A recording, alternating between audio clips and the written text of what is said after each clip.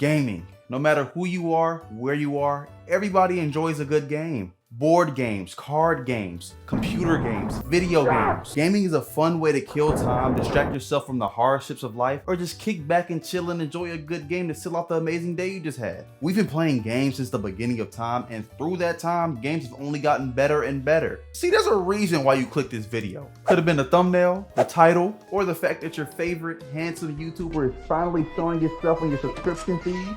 How you doing? How you doing? Or maybe you feel like gaming as a whole has become this hollow shell of what it used to be back in the early 2000s going into the 2010s. Has gaming fell off? Recently, there's been a whole lot of conversation, a whole lot of yap about how gaming fell off and how it just isn't fun anymore. A whole lot of how, but not enough why. The tryhards, the P-brain attention spans, the greed, multiple reasons on why games nowadays might feel like a boring heap of elephant boo-boo. Whether you're playing a single-player RPG or a first-person shooter, everybody is determined, locked in on trying to be the best. Which leads me to my first reason on why I think games are falling off to you. Now, I say you specifically because opinions are just like crusty booty cheeks. Everybody has them. You might think gaming is falling off while the guy next to you is on his 7th New Game Plus of the monkey game, so obviously he's enjoying himself. Now that brings me back to my first point. Gaming is dumpster juice right now simply because everybody is trying their ass off trying to be the best player in said game. Let's tap into a prime memory. No, not that one, not that one. My bad, bro. This one, yes. Prime Fortnite in 2018. Nobody knows how to build a 4-story home with a complete basement yet. We all just vibing, playing squads with the homies, stealing scars from the bros' chests, completing our battle pass challenges. It was a peaceful time until one man, yes, one man, changed everything. Tyler Blevins, aka Ninja. Now Ninja hasn't had the best year when it comes to his dumbass opinions, but let's not forget how saucy he was at Fortnite. Some might say he was the reason Twitch and streaming blew up. Damn, you gotta make sure you save some glaze for my donut when you're done. Alright, my bad. Ninja's success in the streaming game in Fortnite had people wanting to be in his position as a popular streamer known for being good at games, which is the main cause for the beginning of an arc I would like to call the swamp ass arc. A term that comes from the state of a gamer's chair when he's putting entirely too much effort into playing a game instead of just having fun. The overexertion of energy causes their ass to produce so much heat and moisture. Their jaws are soaked after the 14-hour gaming session they just had. We can blame these sweaty, musty fucks on the reason why gaming feels so exhausting nowadays. You can no longer boot up a game to catch a load off and relax after that long ass day you just had because the minute you log on to said game, you have a 15-year-old with numbers in his name trying to be the next best streamer. But here's the kicker. They're never gonna be the next big streamer. Why? Because they're ass. Just like everybody else. Ass! Now you have a whole bunch of niggas thinking that they're good in the game, trying to be the next best thing when they're ass. So everybody is trying their ass off for no reason because they're ass. They're doing all that bullshit while you, a person who just hops on the game whenever they're bored or have the spare time, just wants to shoot a couple pew-pews, maybe get an RCXD, a UAV, and get the fuck off to go beat off of something. It's like being the side character in an anime while the two strongest characters are having the fight of their fucking lives. They're pulling out moves and tech that you ain't never seen before. You didn't even know that shit was in the game. Now you mad, butthole bleeding from the violation you just received from these jobless individuals, deleting the game, vowing to never touch this sweat fest again. Now, before you say, oh, you just don't like losing. Get better. Skill issue. I have no problem getting my ass beat in these video games. At the end of the day, the shit's just a video game. And sometimes you need to get your ass beat in order to come out victorious. It's the circle of life. But what I don't like is having to play 2 inches away from my monitor with a can of G Fuel to my right and a wet rag to my left so I can cool down so I don't get a heat stroke from the energy coming from my thumbs because I gotta try my ass off in order to compete somewhat. Nigga, I just wanna play a couple games of Tekken. I am not trying out for an esports team anytime soon. Please chill. And you think I'm referring to games like, Call of Duty, Rainbow Six Siege, or that one game that nobody talks about anymore or plays, Overwatch. But no, the mustiness has made its way into games that has no business stinking up. Since when was there competitive Minecraft? Did I miss a software update? Competitive Roblox. What timeline are we in? Ever since the ate that bat, the timeline has been split into a cluster of bad outcomes. We are now living the bad outcomes. Let's give the sweats a break for a little bit though. Don't worry, sweats, I'll be back for you. Don't worry. The only thing worse than a mussball stinking up the lobby is a wannabe tryhard. A waste of the human population who is so deep into the sweaty lifestyle that instead of just playing the game for fun, they look up the best weapons, the best skins, the best characters to use, anything to make them look and feel like a musty ass nigga. This transitions us to the next reason on why gaming might feel like shit. A little something called meta. No, not that meta. No, meta. I did not mean you. No, meta. Whoa. Meta means most effective tactics available. And I bet all the money in my bank account that you did not know what the f that meant because I just learned 3 days ago. So to use meta means to basically use the best in the game in order to win. Doesn't matter how cheap, boring, or disgraceful it is. Abandoning the term human and becoming utter scum. Anything to get that temporary serotonin boost for beating that struggling father of 4 who just hopped on the game after a long 12-hour shift on the oil rig. The problem with meta and the effects that it has on gaming does not come from just the meta existing, though. The problem is how the meta is abused by the community of the said game. Let's look at FPS games like Call of Duty. A game that has a huge nostalgic appeal because back in the 2010s, you know, before everybody decided to lock the f in, people were actually having fun, you know, chilling, making funny montages on YouTube. Now you go on YouTube and type in the newest Call of Duty, the first thing you're gonna see is the best AR in the game, the top 5 meta loadouts in Warzone, the most broken class setups in whatever Call of Duty game you're looking up. 2 things before we continue. I know YouTubers have been posting class setups and gun videos since the beginning of Call of Duty. No hate to those YouTubers. I know you're just trying to fit in with the algorithm. I know how that goes. But just notice how all the class setups nowadays use the same guns. Like there's not 30 plus guns you can use, but you decide to use the same 3. I'm noticing. I remember back in the BO2 days, you would see class setups for the worst guns in the game because back then people actually want to have fun, you know, be creative. The meta class setups is the reason why me and Call of Duty had to break up for a little bit. I couldn't do it. I can't be using the same guns as everybody else. I'm too different. But then how am I going to compete when everybody else is using the best guns in the game? I load in the game with dual wheel pistols. I'm getting my shit folded like Vegeta. I can't compete. Sounds like a skill issue. Sounds like daddy isn't coming home for Christmas.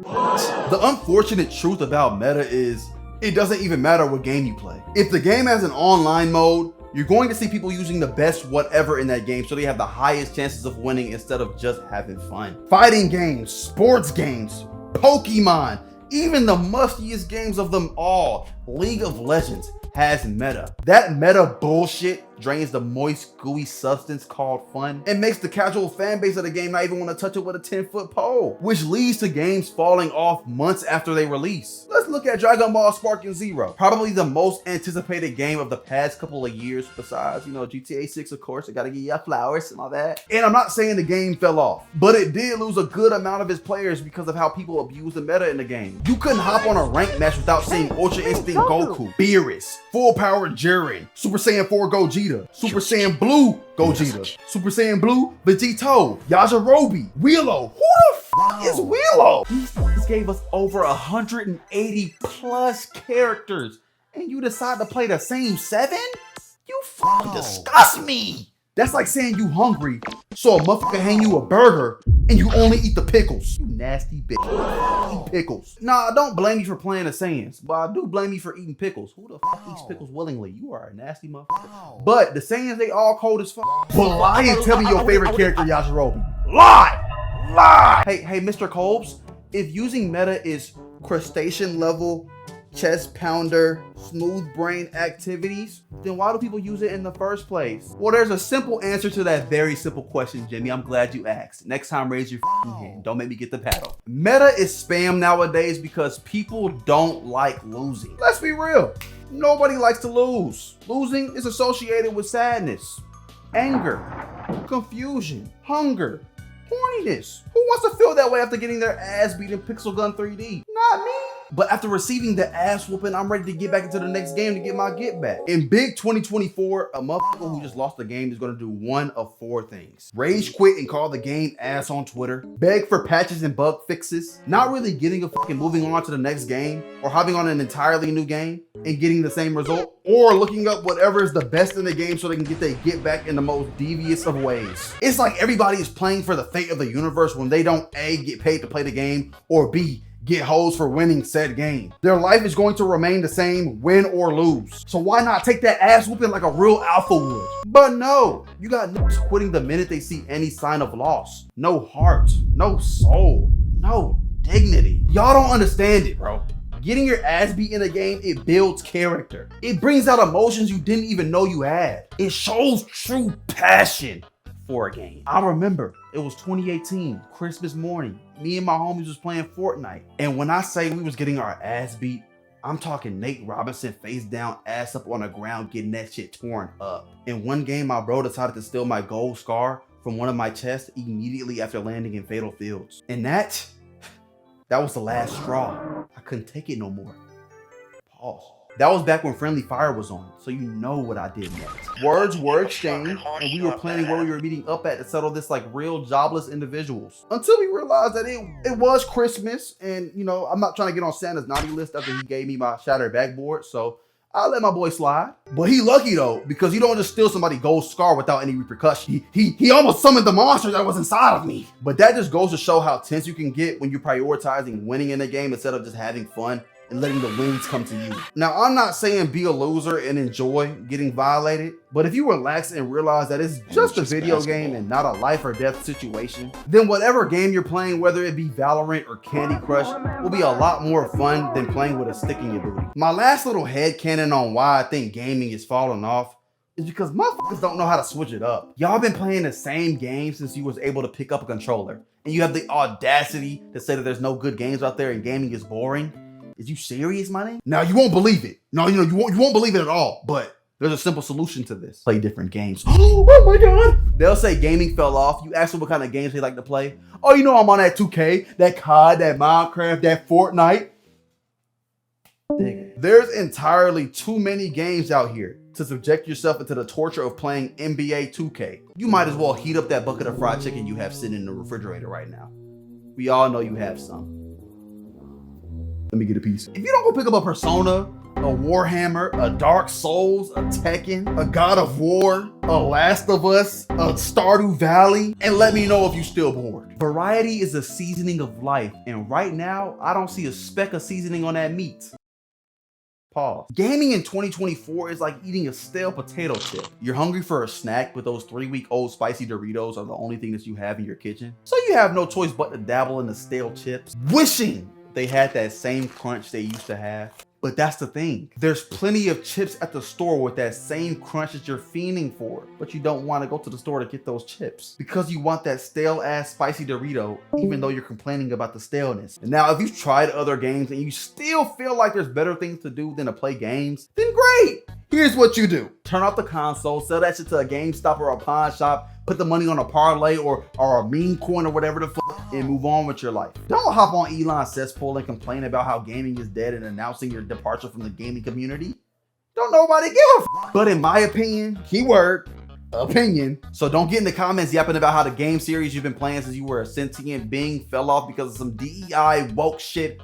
I don't give a fuck. I don't even know what the hell DEI mean. What does DEI mean? The many reasons why games have started to feel stale all stem from a simple concept called time. Pick up your crayons, class. Let's draw a picture real quick. It's 2012. You're on a school bus on the way home, excited to play the new Call of Duty that just dropped, Black Ops 2. You begged your mom on your knees, pleading her to take you to the Walmart down the street and promised her that you were going to do all the chores in the house for the next 5 months in exchange of her buying you Black Ops 2. You even threw in a free oil change. She says yes, buys you the game and any snacks you want for the weekend. W mom, W mom. You get home, you pop the disc in your PS3, and you see all your friends are online. You play the game the entire weekend.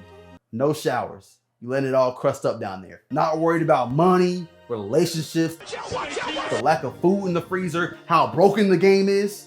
Nothing but vibes. All you care about is getting those 10 bloodthirsties for the gold camo and having a good time with your boys. Now let's move forward in time a little bit. Not there. No, right here, right there. Stop. Perfect. 2024.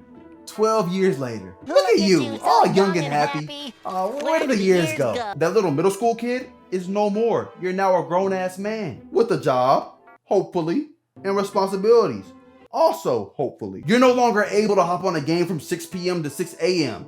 We getting old. I'll be in the chair knocked out by 1 a.m. My point is, times are different from when you were just a kid playing video games. And it's okay to fall out of love with something that you once had the most love for. A wise man once said, if you love something, let it go. Gaming was a huge part of our childhoods, and it's okay to admit you grew up. Not me though. I'm gonna see y'all boys on GTA 6. So to answer your question, did gaming fall off? No. we fell off. Turn the TV off. Turn the TV off. That sounded a lot better in my head and on the notes that I was taking. But no, gaming ain't fall off. Play other games. Damn. Y'all have a good one. I'm gonna see y'all boys in the next one. I love y'all.